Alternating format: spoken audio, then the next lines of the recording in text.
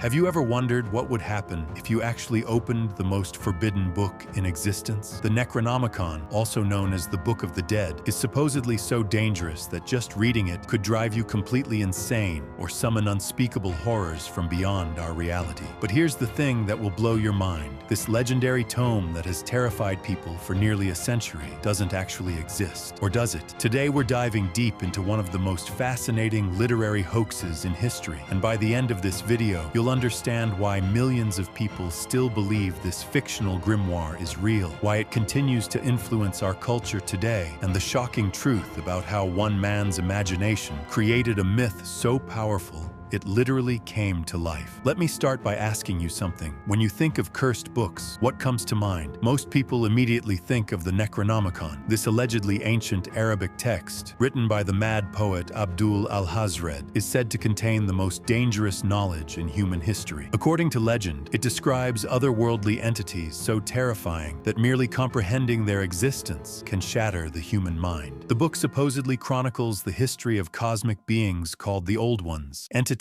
that ruled Earth billions of years ago and now lie dormant, waiting for the right conditions to return and reclaim their dominion. The text allegedly provides detailed instructions for summoning these creatures, along with spells, incantations, and rituals that can open doorways between dimensions. But here's where things get absolutely mind-bending. The Necronomicon was created by Howard Phillips Lovecraft, a writer from Providence, Rhode Island, as a fictional element in his horror stories during the 1920s and 1930s. Lovecraft never intended for anyone to believe the book was real. It was simply a literary device to add authenticity and horror to his tales of cosmic dread. So how did a completely fictional book become one of the most sought-after occult texts in the world? The answer reveals something incredible about the power of storytelling and human psychology. Lovecraft was a master of what we now call world building. When he created the Necronomicon, he didn't just mention it once and move on. He meticulously crafted an entire mythology around it. He gave it a detailed history, complete with publication dates, translations,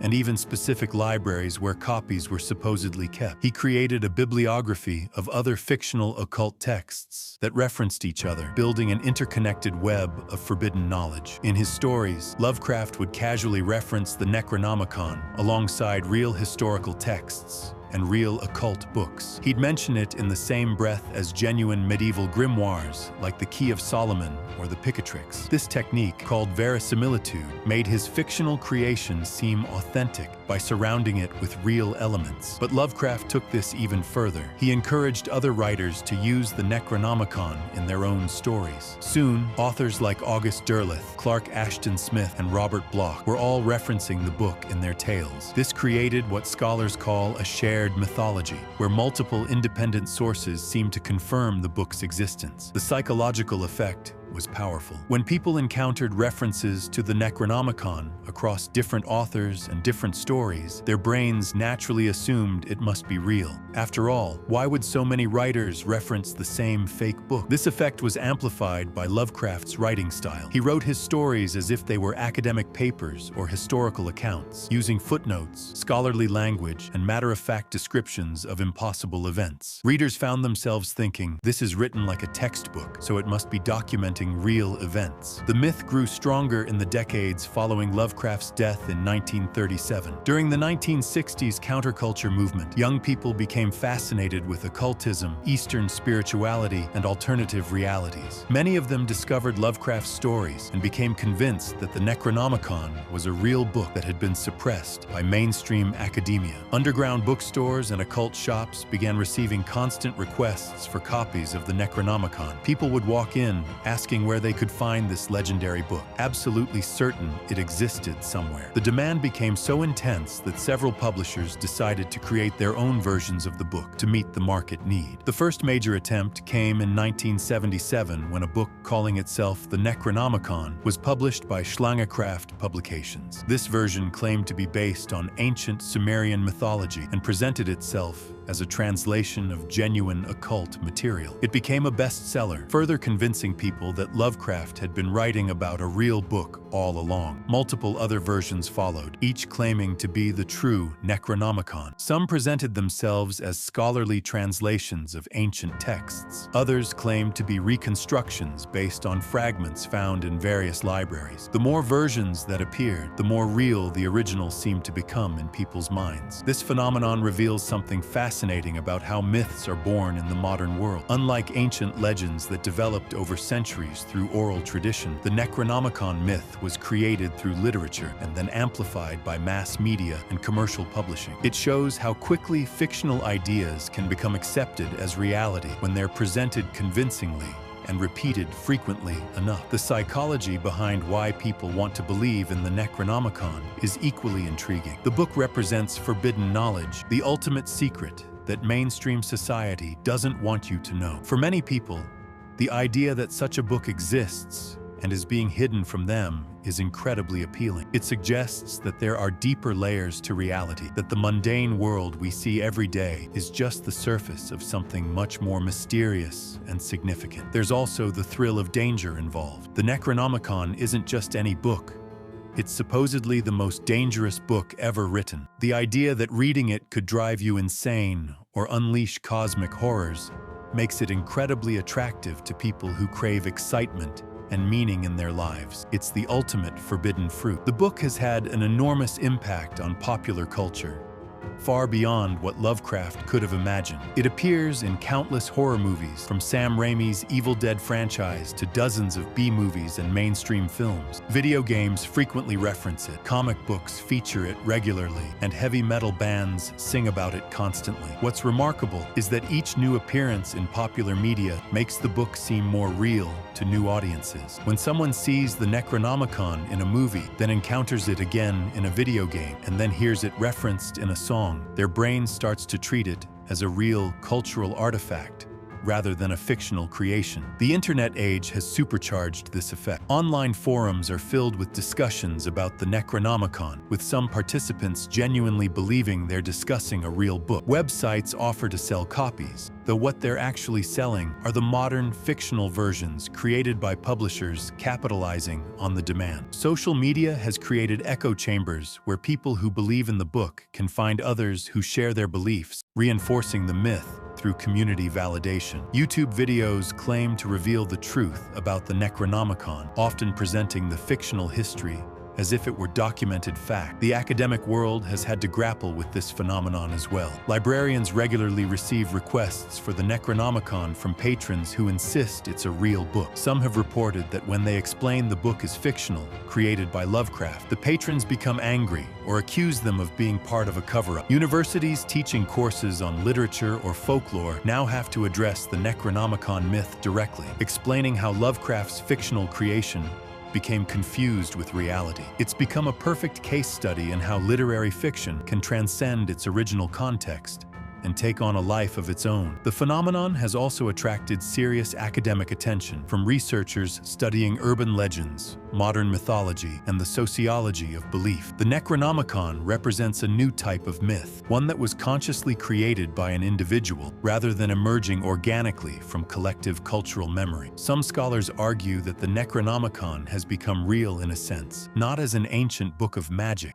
but as a genuine cultural artifact that influences how people think about forbidden knowledge, cosmic horror, and the limits of human understanding. They point out that the book now exists in dozens of published versions and has inspired countless creative works, making it more influential than many genuinely ancient texts. This raises fascinating questions about the nature of reality and cultural truth. If millions of people believe something exists, if it influences their behavior and creative output, if it generates real economic activity through book sales and media productions, in what sense can we say it's not real? The Necronomicon has also become a symbol for certain philosophical ideas that resonate strongly strongly in our modern world. Lovecraft's concept of cosmic horror, the idea that humans are insignificant in a vast, indifferent universe populated by beings so alien that encountering them would destroy our sanity, speaks to contemporary anxieties about our place in the cosmos. In an age where we're discovering potentially habitable exoplanets, where artificial intelligence might soon surpass human intelligence, and where climate change threatens our civilization, Lovecraft's vision of humanity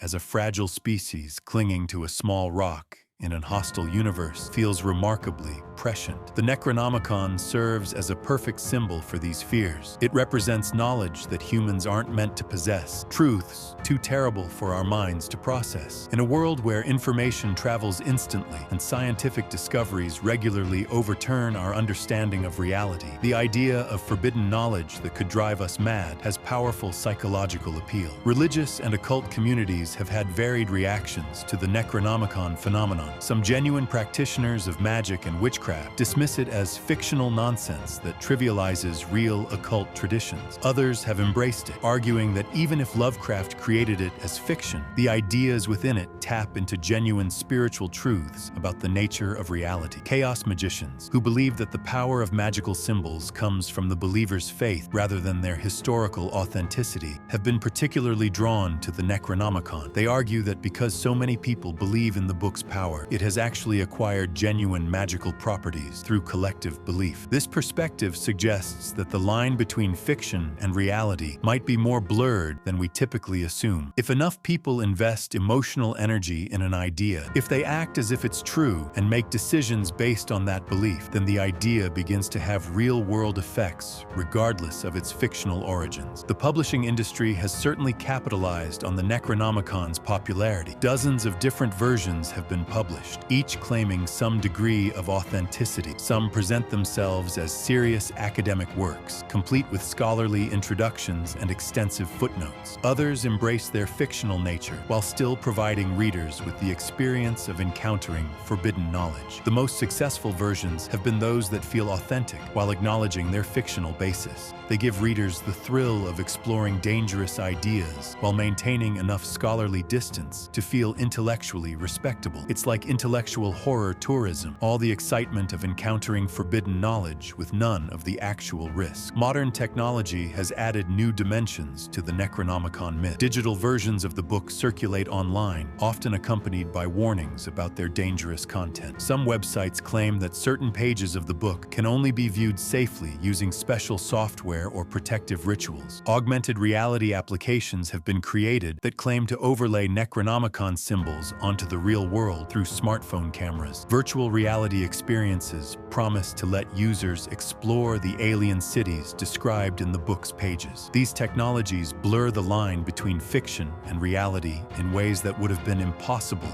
in Lovecraft's time. The book has also found new life in the world of artificial intelligence and machine learning. Some researchers have experimented with training AI systems on Lovecraft's complete works, including all references to the Necronomicon, to see if they can generate new passages that feel authentically Lovecraftian. These AI-generated texts raise interesting questions about authorship and authenticity. If an artificial intelligence trained on Lovecraft's work generates new Necronomicon passages, are they fictional continuations of Lovecraft's original creation or something entirely new? As AI becomes more sophisticated, we might see computer-generated versions of the book that feel more authentic than human-written versions. The psychological appeal of the Necronomicon also reflects deeper human needs and fears. In our modern world, traditional sources of meaning and mystery have been eroded by scientific explanation and technological advancement. The Necronomicon offers a return to mystery, to the idea that there are still secrets waiting to be discovered and dangers lurking beyond the boundaries of accepted knowledge. It also appeals to our desire for specialness and insider knowledge. Believing in the Necronomicon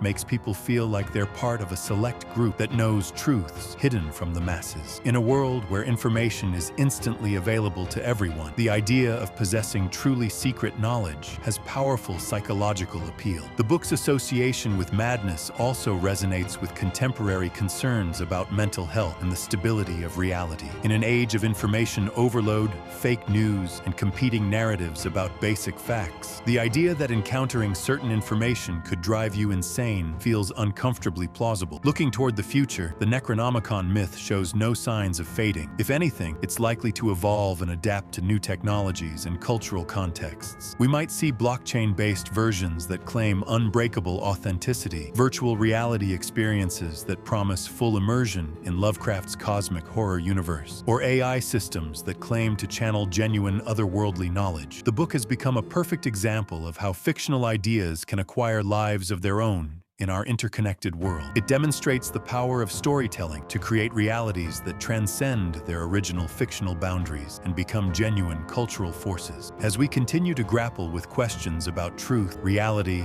and the nature of knowledge in our digital age, the Necronomicon serves as a fascinating case study in how beliefs are formed, spread, and maintained. It reminds us that the line between fiction and reality is often thinner and more permeable than we might assume. Whether you see it as a harmless literary creation, a dangerous delusion, or something in between, there's no denying that Lovecraft's fictional grimoire has achieved a kind of immortality that its creator never could have imagined. In a world where information is power and knowledge can be both liberating and destructive, the Necronomicon continues to serve as a powerful symbol of our deepest fears and desires about what we might discover when we peer too deeply into the unknown. So the next time someone tells you they've seen a copy of the Necronomicon, remember that in a very real sense they have. They've encountered one of the most successful fictional creations in human history, a book that has transcended its origins to become something entirely new, a modern myth that reveals as much about ourselves as any ancient legend ever could.